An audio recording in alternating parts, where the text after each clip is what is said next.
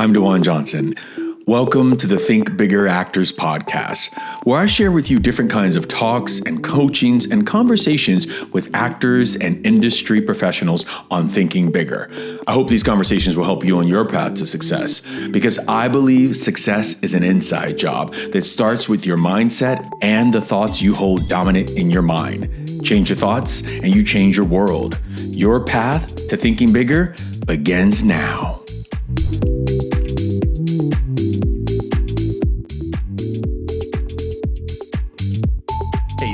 How are you?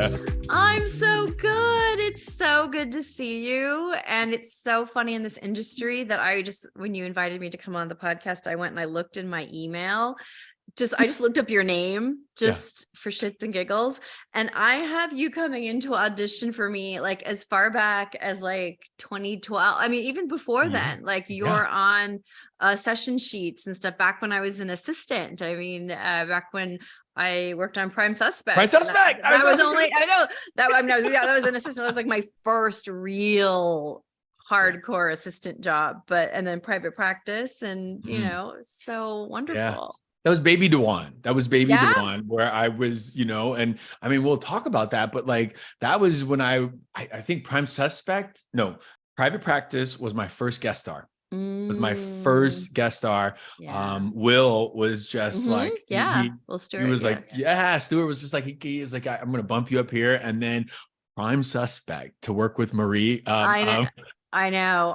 My heart broke when that didn't go another season because I just loved it. But I mean, we'll just remind him. So both of those shows were cast by the amazing Linda Lowy and her colleagues. And so that's one thing, as an actor, that once you book one show with the casting director, they start to trust you and they want you to keep shining, and they put you into the different show where they give you those opportunities, and also to play different things. Like, I don't know I can't remember now what you played on Prime Suspect, but you probably played something different on, Private Practice. And then as we grow our relationship with you, we want to try you in different things, Yeah, I would agree with that. I would just say one addendum to all my actors out there listening to this. They trust you after you get off set and make sure you didn't like act up or burn it down. Yeah, that's like when you get to set, like, because, on Bosch, we had a lot of people that came through there that Titus was just like, I never want to see that person on set again. Wow. Because, and I bet that gets back to the casting director. Oh, for sure. Right. But to your point, I still 15 years later, maybe Prime Suspect is probably the oldest thing I have on my reel, because it was the only thing that is so different than anything else I've ever played. Still the same essence, but like, sure. It was wonderful. But this is about you. This is about you. All right. I got a whole podcast I can talk about myself on. I'm so happy you're here. You said yes. There's so many things I'm so excited about talking to you about. I mean, your killer podcast, your true crime profile. There's like, and then of course, yes, actors, I'm going to get to the acting stuff. I'll do that first. But so from your opinion, what is the state of the union or the state of the industry right now, coming from where you're at on the casting side, with tapes and people and all that stuff? Yeah. Boy, it depends on the day, and it depends it really does. And it depends on your point of view on what does that mean? I mean, so tell me the nugget of that question. Yeah. Tell me what's the fear at the center of that question? I love it. You just cut right through it. I think a lot of everyone is wondering, are we ever going to get back into rooms? How is auditioning, the self-tape game? How is that really playing out? Are we ever going to, not do those anymore? Just where is the state of the union in that respect? Okay. So I think that's something that my colleagues and I in the CSA, Casting Society, we're constantly checking in on each other and saying, are you doing in person yet? Are you back in and so right now, the vast majority of us, especially in the episodic world, and I'm doing a feature right now, we're not back in the room except under very special circumstances, if for some reason somebody really, really wants to have a chemistry read and they want to do that in person, and they're going to put into place all of the protocols that you have to have, But, I mean, as you know, we've gone through this journey from the beginning of the pandemic to now, and where people have, and bless all the actors who've done this, who have been flexible and evolved and figured it out, right? Although I'm going to talk to you about self-tapes in a second, because we're going to look at some self-tapes. I'm going to bring you into my process, my day today. Because, the majority, I would just say of majority of LA actors, and certainly bi-coastal actors who have been doing tapes for a long time now, they've kind of got it down. Yeah. They have their space in their house. They have their setup.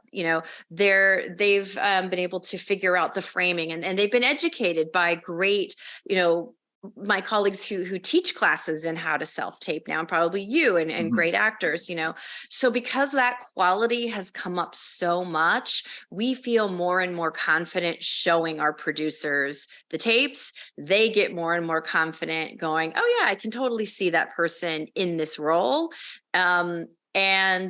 So they're getting educated that they don't have to be in the room necessarily. Now, that doesn't mean that we're not doing Zoom live or EcoCast live or whatever the platform live producer sessions, because we certainly are, but they're learning the language of that. And so I think they've gotten really happy about not having to drive from Sony all the way to from the west side to the east side, or from wherever it is, to go to a casting session. They kind of like being able to be in their office and, doing a million other multitasking privately, and still watching a live audition. They can see that the actors are responsive, and they can be redirected on camera via a Zoom audition. So I guess to the nugget of your question, I think that we've crossed kind of a threshold, and I don't see it going back, in volume anytime soon. But sure, there's going to be movies where people, have the budget to have a safe place to have an in-person read. But I don't know. What do you think? You have, except for commercials. I mean, commercials were in person during the pandemic, and I think probably are still. But what has been your experience?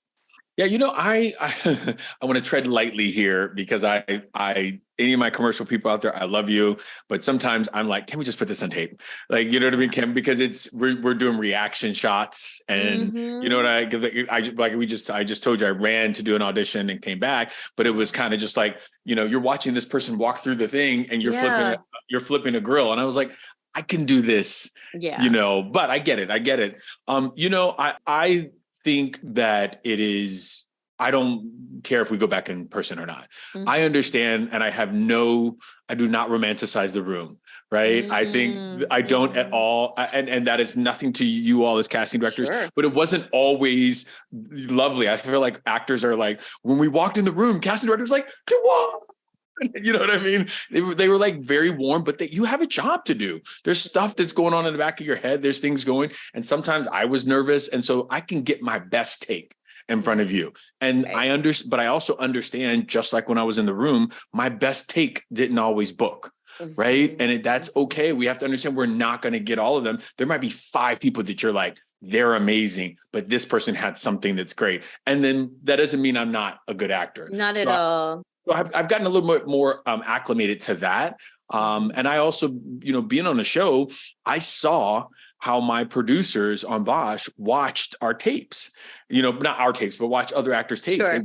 They watch them sometimes, well, most of the time on their phones in between, like, takes and stuff, or they're trying to like do it. So it's not as like, okay, now they have popcorn and they're waiting for us. It's really, we're one cog in this wheel, and it's just moving. For me. Well, it's so funny because long before the pandemic, when I was working on a show for Ryan Murphy, he was never in the room. It was like the Wizard of Oz. I mean, we never saw him. We would just send the 5 people, and then we'd get a call from his wonderful assistant or an email saying that person, or whatever. So, it's been happening for a long time, and especially for these. And so I think other producers are catching up with it and knowing that, I mean, the one thing I don't like, I love sitting with my producers and watching tapes together.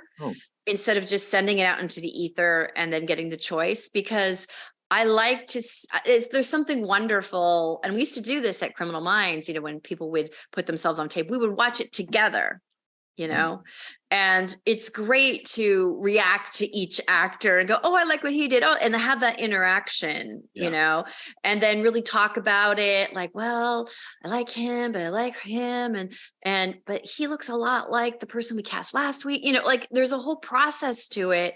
That's really important. Right. And that's gone now. And that's gone because if you're not like me and it's like, let's watch it together. They're like, what? But then that's why I do like the Zoom live producer session, because then you do get that interaction. You can have responses and you can go back and anyway. But yeah, so I think that, like you said, with your Bosch producers, they're used now to like boom, boom, boom, and having to lose half of your day to go into casting live. There's got to be a really good reason for it now, especially, for co-stars and even for guest stars and even for, with Ryan Murphy, we were casting like the mothers of series regulars and love interests all off of tape, like nobody ever meeting each other to see chemistry. You just see it on the screen. And it is kind of amazing that you can have a chemistry read with two actors on the screen, kind of just like we are now. You and I have chemistry right now. Right, in this conversation. So it's kind of amazing how you can see it. And in some ways, this image is more truthful, right? This is what we're going to be seeing on the screen. But anyway, that said, I grew up in the theater. I love live performance. I love being in the room. There is something really magical about that. But she's underplaying it, y'all. She was theater. She's underplaying it. There was theater. There's some Broadway in there. There's some. Come on, I'm not going to let you get away with that, Lisa. No. I know you don't like all the attention, but I was come on, actor. You did it all in New York, yeah? I did. I was very lucky. The things I'm most proud of are things that nobody ever fucking saw, but those midnight Shakespeare, deconstructed Shakespeare shows that, you would just be so passionate about. But yeah, I was super lucky. I worked with many theater companies in New York. I was a producer at Ensemble Studio Theater. I directed for them. I cast for them. My very first casting was for them for Billy Hopkins, who's like a legend. And he was, I was his assistant to cast an off-Broadway play with Anna Gasteyer and Anna Paquin. And yeah, I loved that world and that life. And when I, it was very hard to leave, but, I had twin babies and we're like, what? Going down the subway stairs with a double stroller in the snow is not as fun as it may sound. So, life changed very, dramatically when we came to LA, but yeah, so anyway, so I love Chekhov. I love Tennessee Williams. I love old Pinter. Playwrights, new playwrights, Pinter, all of that, that's all my wheelhouse. And I think that has really helped me because I can really talk to writers and I have references that they kind of raise their eyebrows about. And, I really pay attention to the punctuation and to the specific word that they're using instead of other words and the language and the rhythm. So I think that's really served me well. I love it. I love when I find out that the casting directors have been actors before, because it really feels like they get it, like they understand. Just not even like, I don't like to use the word struggle because I don't think that it is a struggle. I think that's just something that people have put out there, and we've like, the group actor thing has been like, yeah, we're struggling actors. I think that's an expired belief. We don't have to struggle, right? But I love that. I think you know the mind of an actor, right?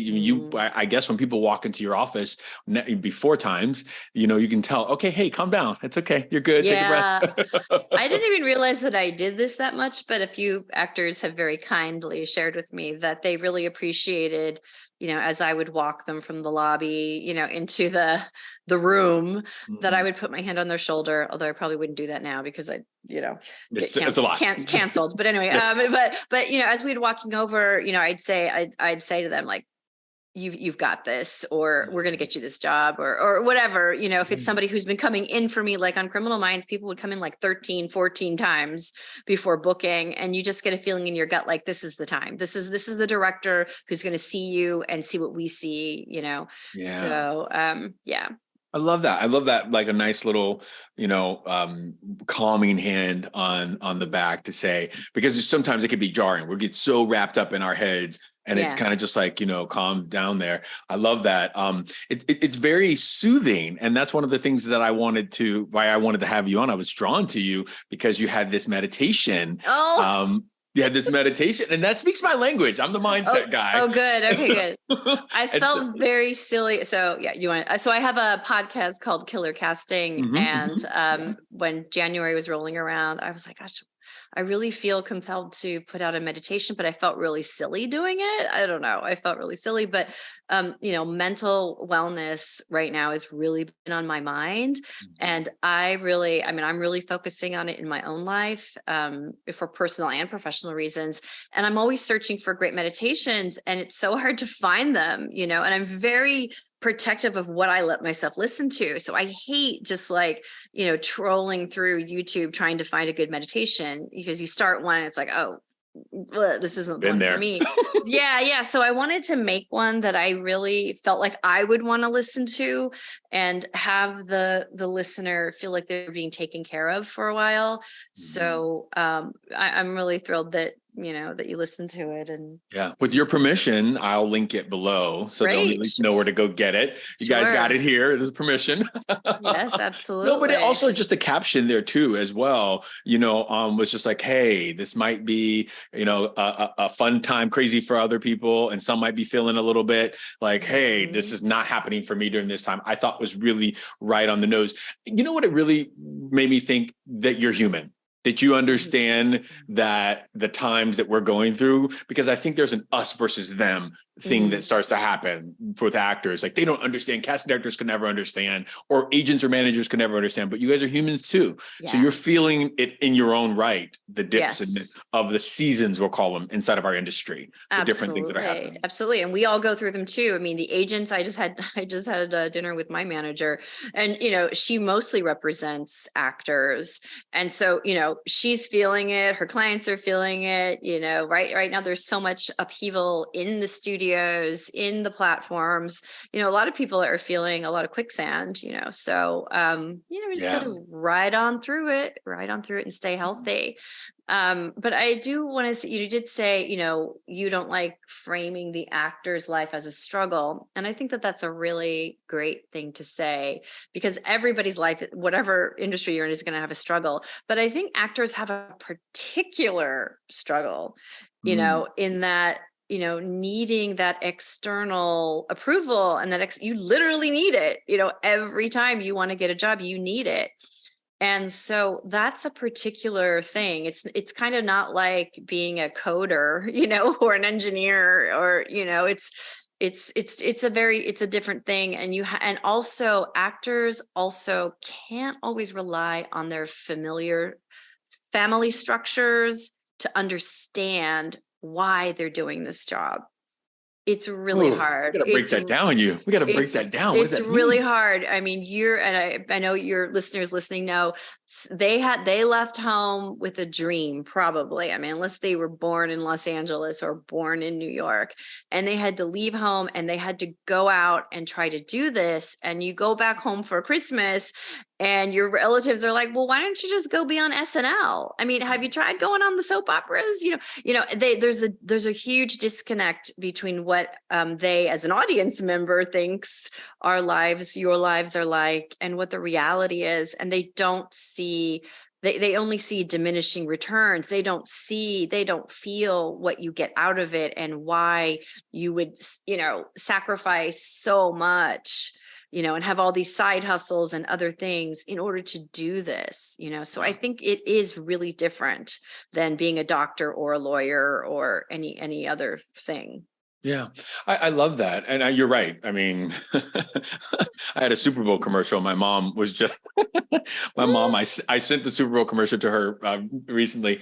And my mom was just kind of like, I saw you at the beginning of the commercial. I was like, Mom, that's not me. Ah, oh no. So it's like always seeking. What I made it to mean is like, this is why we cannot seek outside validation. Yeah, Right? yeah, You know what I mean? For sure, that, for sure. I guess, when I hear the word, the struggle, I feel like we are back in those theater RE days, back when it was, in New York or where you had to struggle. If you didn't struggle, you didn't love it enough. And I just don't know that I believe that anymore. Right. I believe that we do have to find, what I'm trying to say, I should say, is that we have to find that validation within ourselves. And especially with, we're spending so many tapes out there, so many things, we have to understand that our acting really is pretty amazing. Right. And it just might not be, up to par with whatever. And I don't know, but I have to believe that we're still putting out great work, and we have to find that validation within ourselves first instead of seeking it out. So, that's just one of my little thoughts I've been thinking lately. Well, the one thing that is just different in our industry is that most careers have a linear projection, right? You do this little thing and it gets bigger, it gets bigger. But in our world, you could be a co-star and a guest star and then not work for a couple of years and then have to go back. And then you all of a sudden you're a series regular and then that's over, So it kind of, it's a big jumble. And I think that really fucks with people, as it makes perfect sense why. Yeah, I've said this many times on this podcast that I came off of Bosch 7 years on the show, and then because of what I thought should happen was I thought I was going to jump from show to show to show. I fell into a major depression. Yes, because I did, and I talk about it openly because I didn't know that was.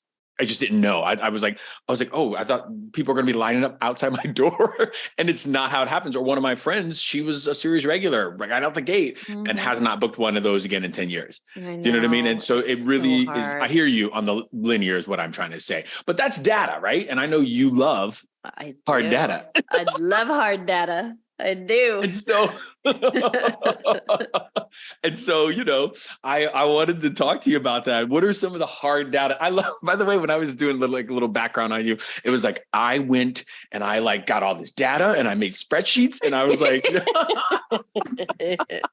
I want to know, I want to hear about that, but I also want to know what are some of the hard data things that you think actors need to know right now? Well, okay. So I should explain to your listeners what you're talking about. Okay. So, when I made the transition from being an actor to being in casting, of course, it's like you're never not an alcoholic. Like I was still very much feeling like an actor on the other side of the table. And I was still super curious about how actors booked, what was their secret thing that, make them book. And after a few years being an assistant and then an associate, I thought I did see a pattern. I thought I did see things that actors who booked did. But every casting director has anecdotal stories oh, this one time this actress wore a yellow sweater and she didn't get it, so therefore never wear a yellow sweater. Or this one time this actor did do this crazy thing and it worked. And those are anecdotes and those are fun. Those are fun stories. But I was really tired of that because we all have different stories, right? So I just really wanted to see, was there quantified data that could tell me anything, that I could really believe? And so I went back to as many hard drives that I had and, EcoCasts and all that stuff. And I made a huge spreadsheet of every project that I'd ever worked on, every role that I'd ever worked on, and looked at the actor who booked it and tried to go back and find their original audition. And so you can imagine how many people that is. That's a lot of people, and that's across genre. That's across comedies and sci-fi and dramas and video games and big films, little films, everything, commercials. And I just looked at every single actor who I'd ever booked. And I made a spreadsheet and I had. Well, let me just say real quick. Well, sorry to interrupt you, but everyone, just to give if you all are watching this on YouTube, she's like, yeah, it was sick. I was we're talking about 5 or 10 or a lot. thousand. Oh my God. Yeah. Okay, great. All right, go ahead. Yeah. So you went to the spreadsheet. I'm tracking. Yeah. I couldn't, and I had to stop because I was I got on a real You got OCD a little bit about it? Okay. Yeah. I mean, I was up all night and like clicking and trying to find and blah, blah, blah. Anyway, so I had a spreadsheet of things that I thought that I noticed in the room, my anecdotes. Okay. And so I'd watch an actor's, in fact, you're probably in my database. I was going to say, this is exciting. Cool. Anyway, so I would watch the person's audition who got it and I would go, okay, check. Okay, they did this. Okay, they did this. They didn't do this. Da, da, da, da, da. And so I would just do that with actor after actor after actor. And there were some things that I thought would be significant that weren't. And there are other things that I was like, fuck, we always tell people not to do this. And these people did it, you know? Yeah. So there were a few things that I found, like 3 or 4 things that actors who book, like 99% of them do these things. Okay. So I teach a whole class about that. So anyway, I know that was a great tease, but anyway, and they're super obvious, but they're not groundbreaking or earth shaking. Lisa, you got to give us one. You got to give us one. Absolutely. That's so fucking easy. So look at when I logged on today and you were telling me that you were, I looked at your shirt and I said, oh, that's your dad's shirt, your commercial dad shirt. Yeah. And that's a really smart one because it looks like something that you really wear. Yeah. It's not just a carbon copy of a dad shirt. It's very specific. It looks great on you. The color looks great with your skin tone, with your exact thing. So actors who book, at least in my database, they really understand that. Yeah. They really understand the power and the suggestibility of your wardrobe. And they know the difference between costuming and dressing to suggest the role. And it's not for me. It's not for the casting director because you could be naked and we could totally see you in whatever role. That's just how our mind works. But for the people who we're working for, they're not always from our world. They're from the film world. They would much prefer to be choosing lenses and choosing locations than being in a casting room, right? They want to see what they see is what they want to get, right? So it's very powerful when you look very much like the role, right? Without condescending to the role, right? Yeah. So what does that mean? So, okay, if you're going in for any kind of medical role, it's a really good idea to go to the thrift store and for like $5 get a really broken in scrubs top that fits you, that's comfortable, that you can just wear your regular jeans with and your sneakers, but that has a silhouette. And it could be any color. It could be faded blue, faded pink, faded green, whatever, something that you feel like, if I were really a nurse, if I were really an EMT, if I were really a surgeon, this is what I would wear. That is a very powerful silhouette. Yeah. It puts you. Yeah.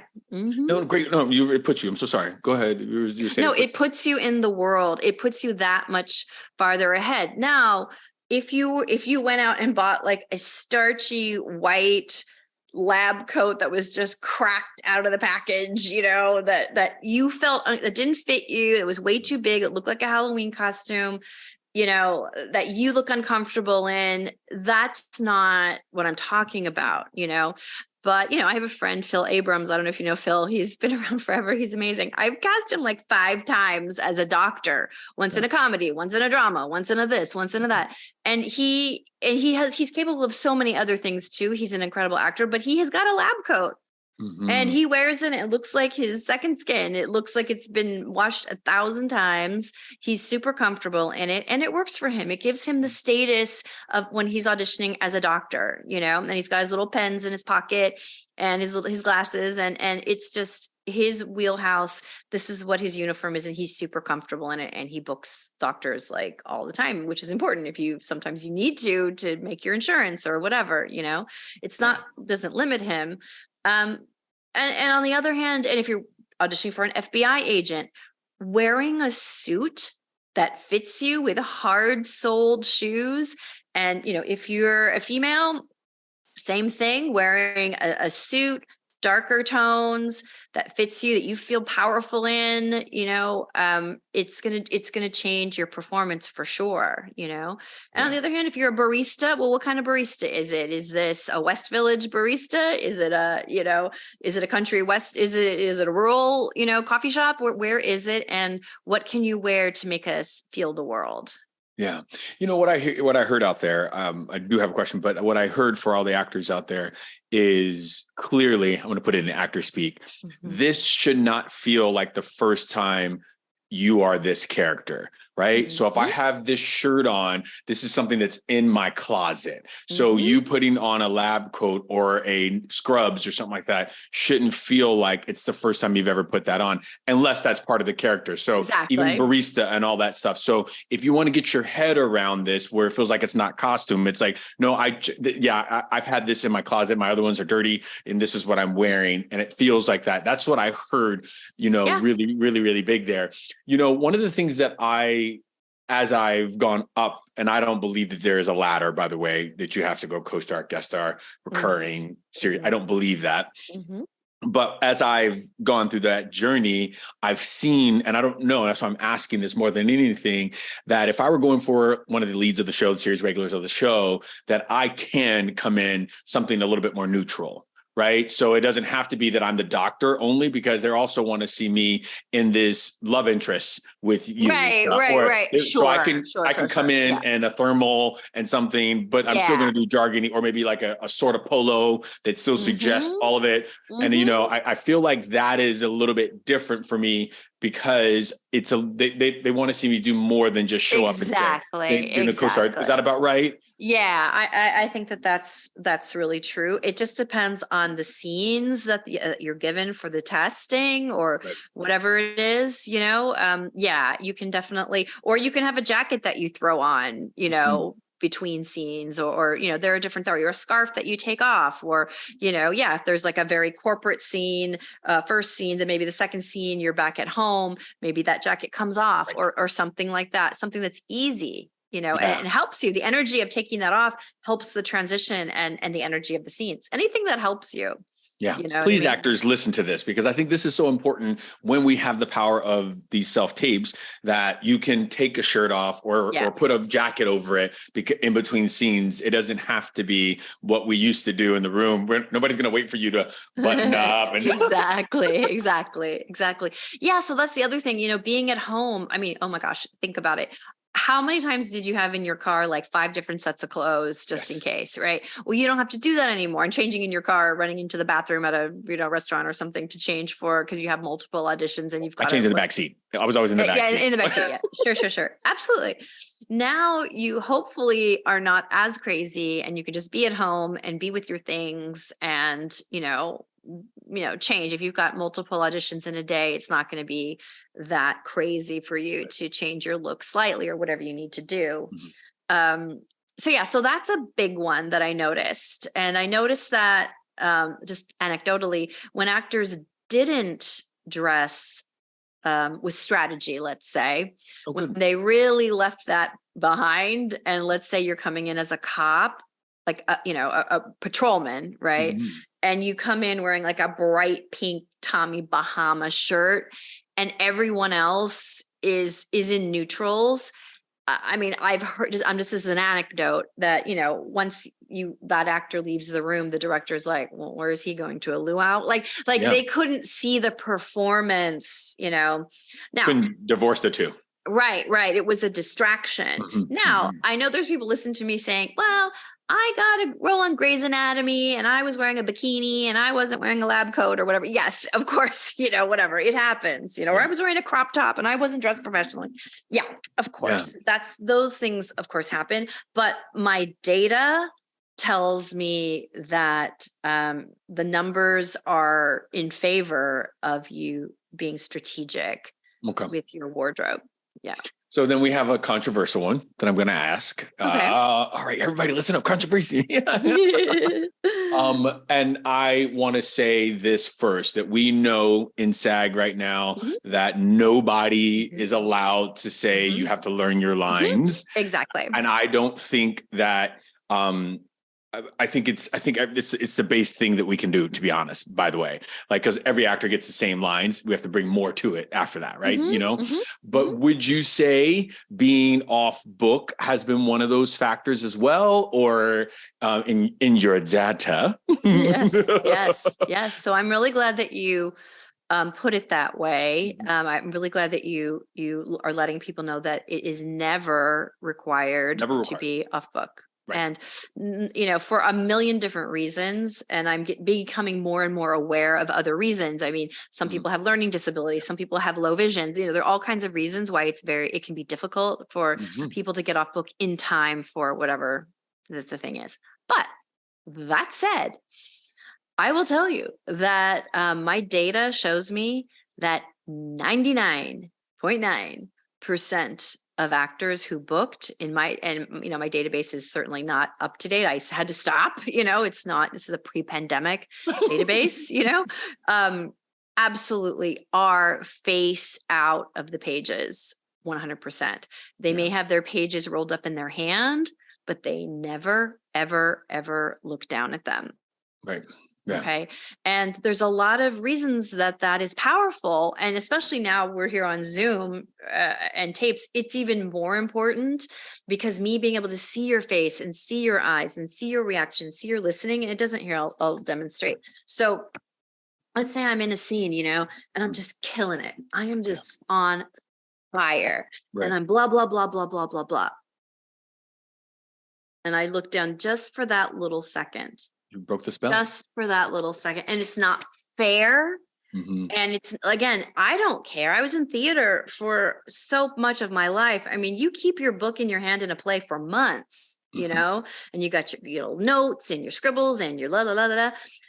So I don't care. I know on the day that you will have your lines and you will, but the people who are watching you, they don't mean to judge this way, but it does break something for them. Something about it makes them uncomfortable. It can make them lean back instead of lean forward. And especially in comparison to all these other people who have their face out of their pages. Yeah. I got sorry. No. I got the opportunity to shadow direct on my show. And it was something they were like, but you got to go from pre-production to production to post. And I was like, all right. I shadowed too. I did that too. It's a lot. And you got a chance to see a lot of different actors and, behind the scenes, and everybody reports to you. One of the things that I took away from that is that producers or some of those decision maker directors, they get it, like you're saying, from the theater. They have their books, they get that, but they're not used to seeing actors buried in a page or doing that in a page. They're used to seeing you from Video Village. Yeah. Right. Yeah. Looking at this. And so that's what they're looking at. How are you telling this story, not this back and forth, and you can say, oh, I've been on sets and I've seen the number 1s or 2s or 3s have their scripts, but but it's different. Yes, that's true. It's a very different feel. And so I think it is, again, I want to just stress to everybody listening that I am aware that you do not have to learn your lines, for an audition. Yes, when you get in there, I want to say that one more time. But I also just think that it's for me as an actor, like I can't come off the page and make this as alive as I want it to if I'm worried about what's coming next. You know what I mean? Or if I don't know, like it's just in there, I can make it free. So everybody has their own process. I was just wondering about the data as you do. The data is 100. You know why? I think what triggered me to even start my database, and he knows that I tell the story, so I'm going to tell the story. There's an actor named Brady Smith who is I love Brady. Isn't he great? Married to yes. We did a movie together. Oh my God. Okay, so he knows I tell this story, but he came in for a role on Criminal Minds, and the role he was playing the bad guy. It was like the killer or whatever, and so he came in for that role. And he was dressed, dark colors, moody, blah, blah, and he was awesome, but there is something about him that is very like charming and vulnerable. Yes. We did a movie in Puerto Rico, so I just loved it. Okay, awesome. Okay, so this is great. So the director, I forget who that was, but anyway, the director was sitting next to me. I was his reader, and the director sitting next to me said, that was awesome, but I'd really like you to read this other role. Okay. Still, these are both roles that are going to have multi-episode arcs, right? So we hand Brady the new sides. It's like 8 fucking pages of sides. Okay.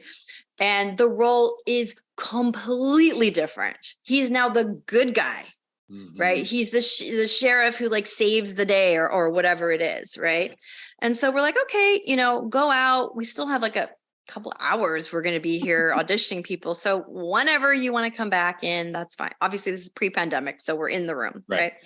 So he goes out, and I feel like it wasn't that much longer. I mean, it wasn't that much later that he's like, I'm ready. And I'm like, are you sure?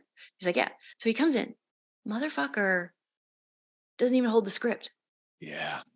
And he's in it. And he's made choices, and he's changed his shirt to be something like in the car, because he had a closet in the car. Yeah, right. So to be something a little softer, I think it was like a lighter plaid shirt instead of like a dark black shirt, right?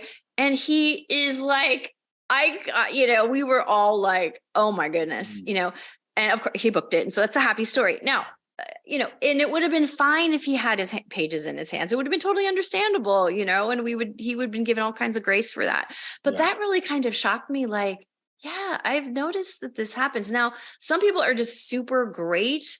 They have like, I don't know what it's called, like eidetic memory. Like they can just memorize things short term, super, super fast. I have a visual. I have a photogen. Yeah. Right. Yeah. Yeah.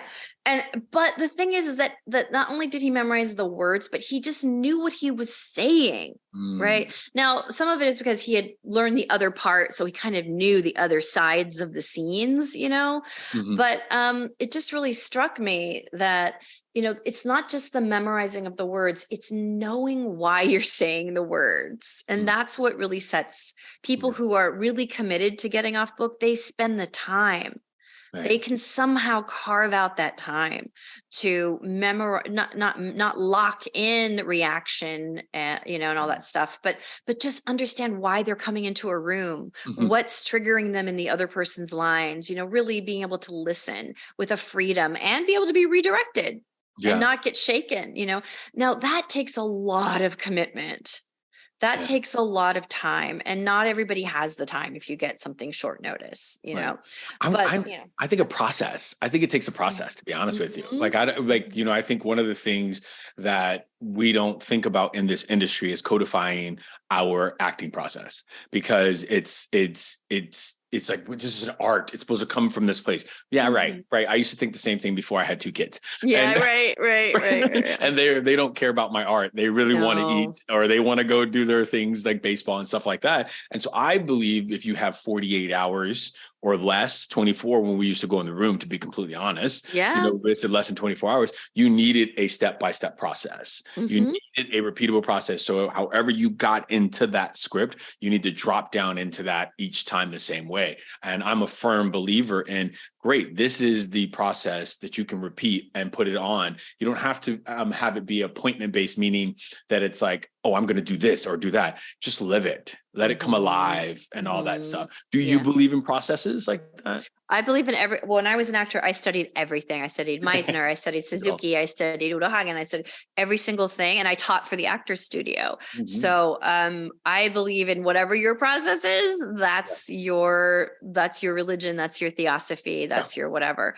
It's very personal, as long as it works. Yeah. As long as it serves you. But if you're clinging to something and it is not serving you, and, I go in and I teach at a lot of different MFA programs or a lot of different places, and it's very clear, if I hand them a guest star scene and they are not able to, in a week after once I assign it, to deliver it, your process isn't serving you. I don't care how much you love your teacher. There are a lot of teachers out there who are wonderful, but you better be able to deliver. That's because you need to get paid. You need to book, and you can have your process and love your teachers and keep with them. But somebody has to teach you how to book. These guest star roles and or other things. So anyway, I had a client that I was talking to, and I love other acting teachers. I'm like, it sounds like you're in a great space. He was telling me about this person, and I was just like, but here's the thing: that person has never been on TV.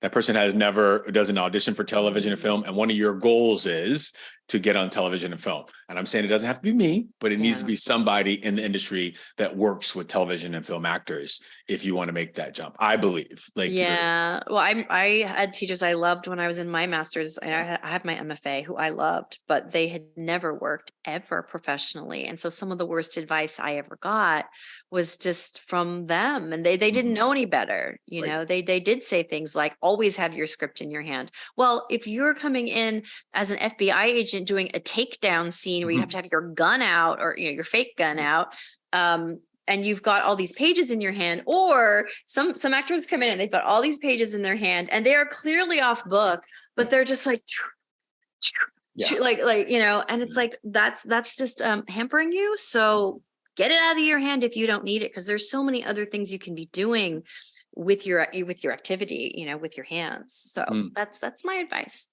You know, one of the things you just said was that you need to be with somebody that's booking, right? Or somebody who can help you book a guest star and stuff like that. One of the things I'm hearing a lot out here about booking are that booking ratios are down. That they're really, really down. And I don't know if, you know, I want to read you a letter that I got, that one of my clients got from a rep they were trying to work on to get with. And it says, we are facing a world of frustration with the volume of self-tapes incoming, yet not booking. Nowadays, instead of competing against 10 to 20 actors in the room, actors are now competing against 75 to 100 actors, also self-taping for the same part.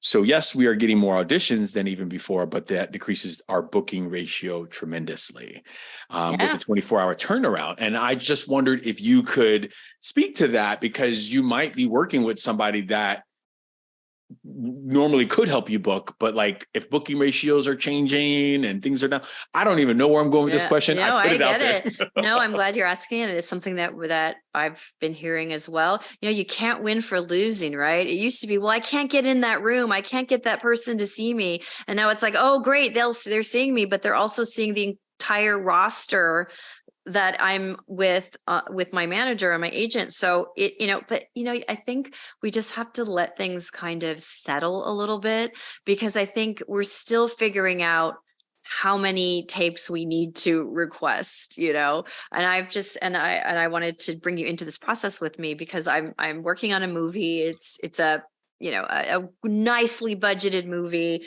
lots of roles. And it's casting it out of Atlanta, right? Which I clearly am not in Atlanta.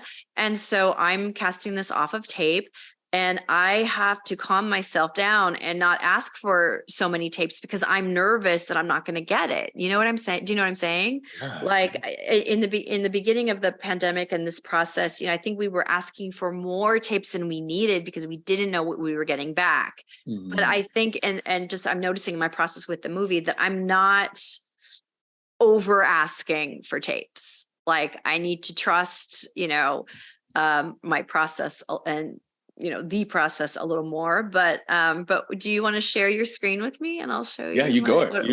What I've been working on. But I do want you to narrate what you are seeing, what you see. Okay, so here's a role of a cop, and it's actually, there's like a couple cops in this movie, so I just had them all read all the cop roles, right? Okay.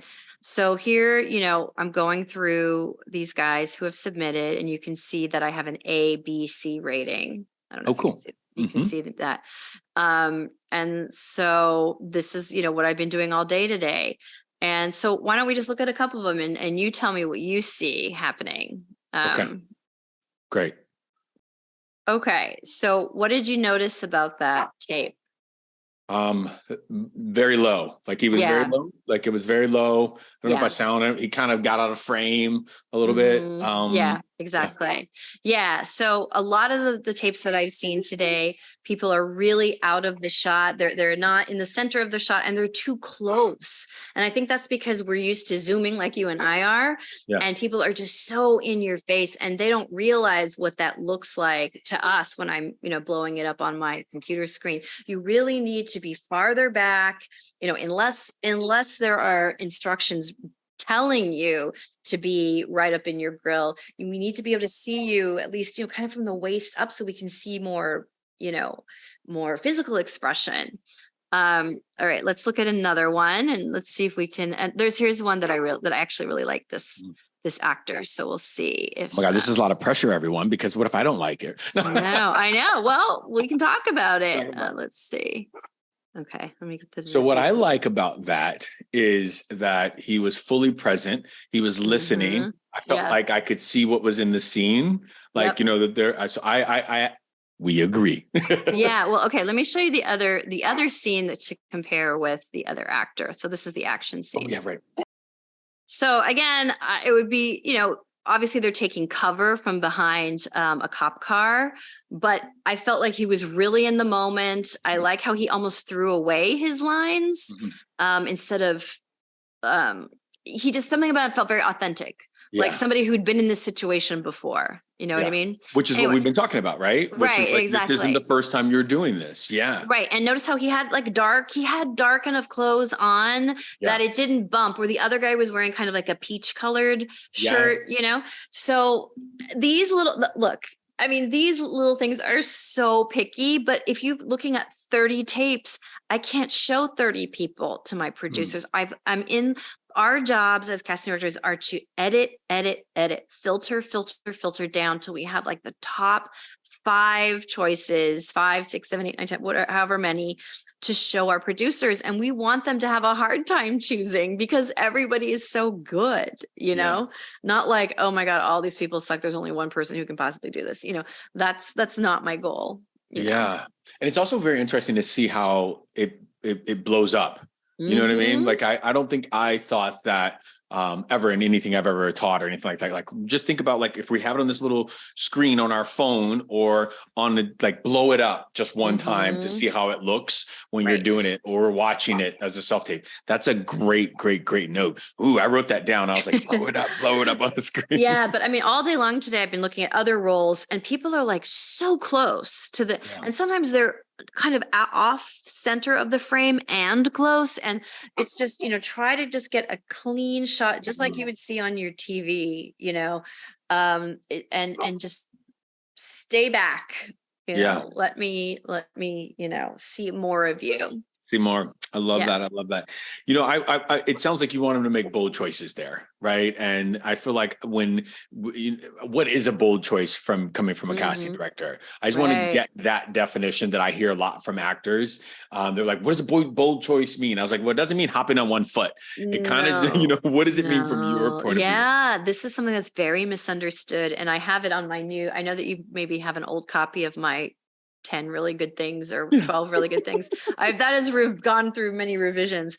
But one of the things is understanding that a strong choice is not an aggressive choice. Oh, good. Some people misunderstand that making a strong choice means that you're louder and angrier and more aggressive and more in your face. That's really not what it is. A strong choice is just a very specific choice. Ooh, it is so specific. It's not a general, I'm just it's hard to sort of articulate, but when you see it, you know it.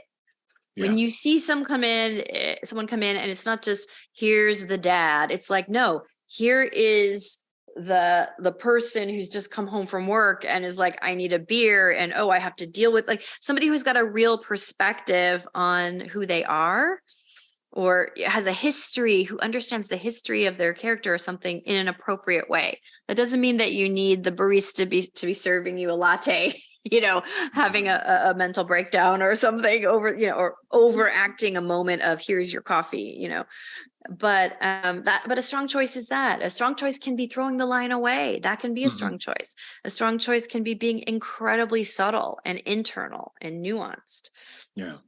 I love it. I love that. One of the things I think that we have gotten away from as actors are just, and this is like key to anything else I put out there, is coming back to you and asking yourself. When I say you, I'm touching my own chest. I'm saying me, coming back to you and saying, how do I feel about this? What is my intention on this? What am I bringing to this? Because I think what's happening a lot is I'm trying to get into Lisa's head. What does Lisa want for this part? What should I do? Or like, what does a producer or director want, instead of the uniqueness that comes from only what I can bring to an audition and trusting that. And that's the thing that I have been working really hard, coming off of playing Pierce for 7 years. I knew that guy and I was like, great. Now we have to go back in this audition room and build other characters. What do I think about this stuff? And that might be for some people kind of like a higher level of thinking, because you're trying to get the technical stuff together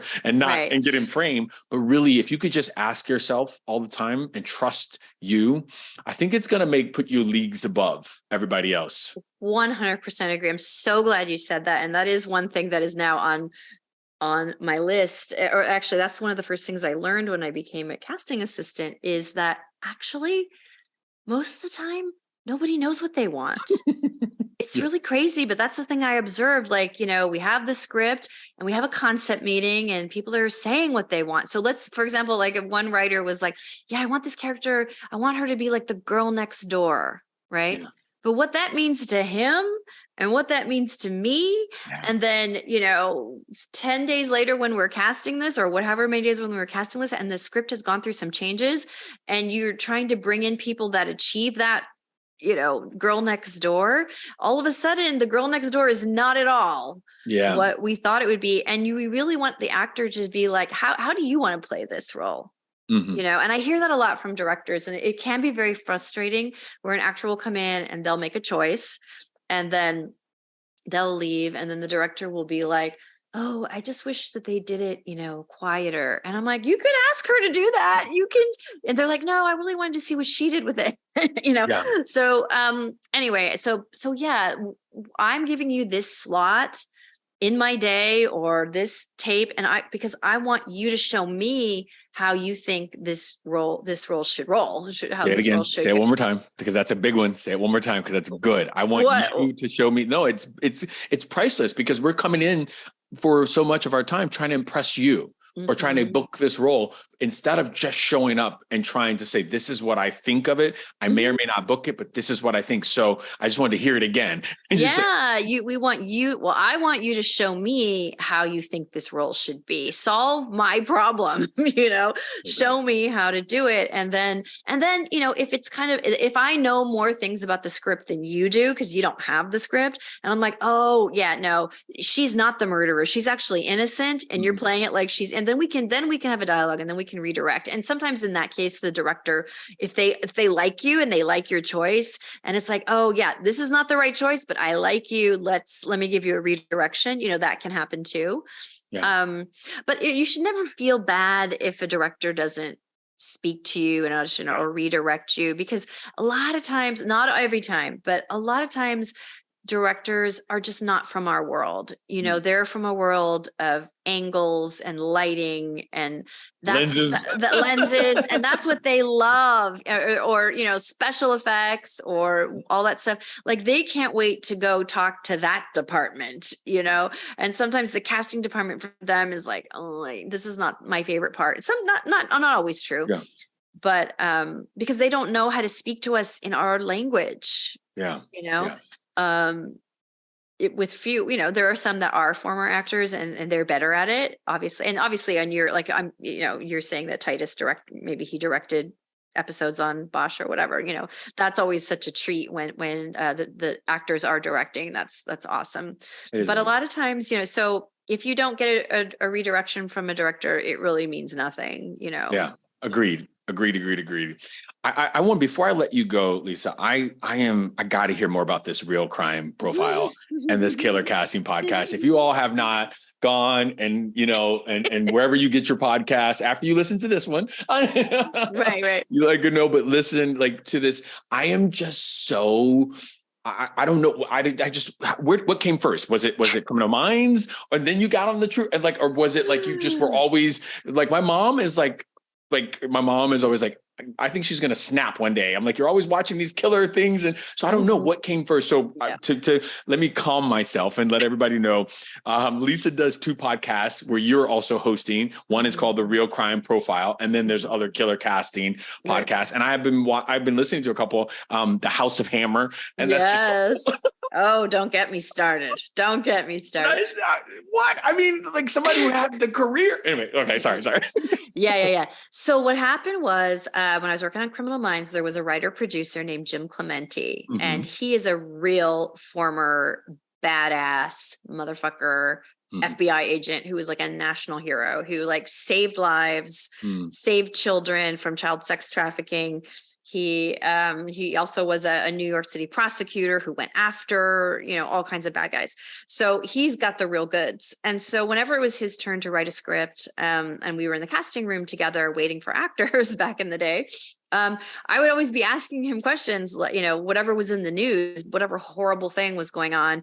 I would be like, why did this person do this? And what about this? And he would become very, very animated and excited to share with me his insights. Now, he's a guy who is often on CNN and all kinds of news programs when a tragedy occurs or something terrible happens. He's like a talking head, but he only gets like 30 seconds on to wrap it up, right? On Anderson Cooper or on Don Lemon or whatever. And so, but when he would talk to me, behind the scenes, he would be able to be really expansive and really go into deep detail. So just one day I was just like, do you think you'd like to do a podcast with me? And he was just like, what? And so I was like, yeah, I'll just be just like this, asking you questions about a case, whether it's a case in the news or a case that you worked on or, a cold case. And he said, I would love to do that. I have a colleague named Laura Richards, and she's New Scotland Yard, which is a totally different, and she's a profiler. She's a criminal behavior profiler as well. And she's an expert on stalking and domestic violence. And so the 3 of us just like got together one day over pizza and started recording. And we were really lucky because it was just at the beginning of the true crime podcast craze. And we didn't even have anything. We just posted on Apple Podcasts, and we hit number 2 on Apple Podcasts across all genres. Wow. I know, it was crazy. It was absolutely crazy. But it was just the right thing at the right time in the right case that we happened to be covering. And so ever since then, this has been like 7 years now, 400 episodes. 400 episodes. I don't know how I just sort of squirrel away the time, but, we get together and we just sit down, and whatever case is going on, whether it's a mass shooting, whether it's a serial killer, whether it's, whatever it is, we talk about it and they analyze it and they educate our audiences about the red flags and what it all means, and the mind of the criminal. And also, but we really try to platform the victim. That's our big thing, is right. Because I could mention a bunch of names and you're like, who's that? But if I mention one serial killer's name, you're like, oh, I know who that is, but you don't know what their victims' names are. So on our show, we definitely try to platform the victim first and never let their name be forgotten. Anyway, so, and we have crazy, wonderful listeners and who have followed me over to my other, podcast, Killer Casting, or because I've cast, so many serial killers, and I love that. I love noir, and I love, really dark and twisty drama. And so I love talking about TV shows and movies, and, I talk to all different kinds of showrunners and everything, with, darker material or whatever. So anyway, it's all about cast. That show is all about casting. They're so good. They will be linked down to the bottom of this. I think they're so great. I just want to say, Lisa, thank you so much for coming on and just talking to us.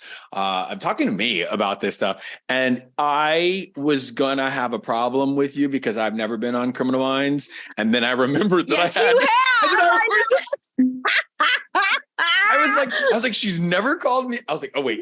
Because it was before I looked you up, and it was before I was there. It was in season 1. I'm like, I was like, I was like, wait, I don't know. It's so great. Thank you so much for your time, Lisa. You're so welcome. What a pleasure to see you. Thank you. They remember. Okay, Lisa, I see you. And when they don't remember, they have notes on us. That's the D12 shot, the whole shot. but you know I'm getting ready to break it down with what I'm talking about. It can feel like you're always starting over in this business. I know you're with me on that one. Like you're having a lot of almost or so closes, testing, director's choice, studio's choices. Casting director keeps bringing you in for roles. You get pinned, you get callbacks, all that stuff. And then sometimes it stops. It just all stops. And what do we do in that time when you're almost turned into ghost? We turn it on us. We turn it on ourselves. We weaponize the almost into we are not good enough weapons. And if we were good enough, we would have booked it, is what we tell ourselves. If we were good enough, then they would keep calling us in, is what we tell ourselves. We've heard this over and over and over again. If you are getting back into the same CD's office, if they remember you, even if you're not booking, that is a good thing. But come in a little closer. Whether we want to admit it or not, the booking is the only thing that validates our acting. It shouldn't be, but that's what's happening. Scratch that.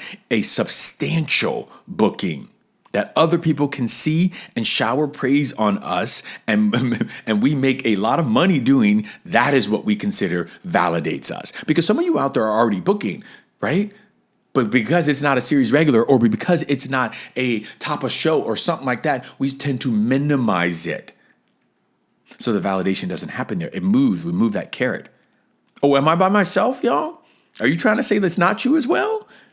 Because there are a whole lot of actors out there that have reached their goal of success, booked that first network credit, that recurring, that series regular. But as soon as they got there, they decided that it wasn't what they wanted. They wanted more. And it's okay to want more. Yes, it's okay to want more. But what Lisa did on the podcast today was remind me of something I already knew. I just needed somebody to knock me on the head and remind me. This is a long game. And we are not the only one remembering these wins, even though it feels like that.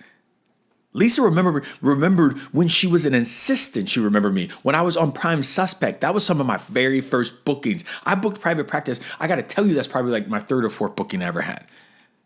That's some of my beginning credits, y'all. They remember y'all. Yes, it is our job to keep in touch and stay top of mind. And I'm always talking about that. But I wonder if we need to continue to remind casting directors of how they know us. Y'all, I just had a major epiphany. As much as we are told to keep in contact with casting directors, it is also our job to remind them where they know us from and what they know us from. Remember this. It could go a little bit something like this. Hey, Krista, it's been a while since I did that huge chemistry read for you for Preacher.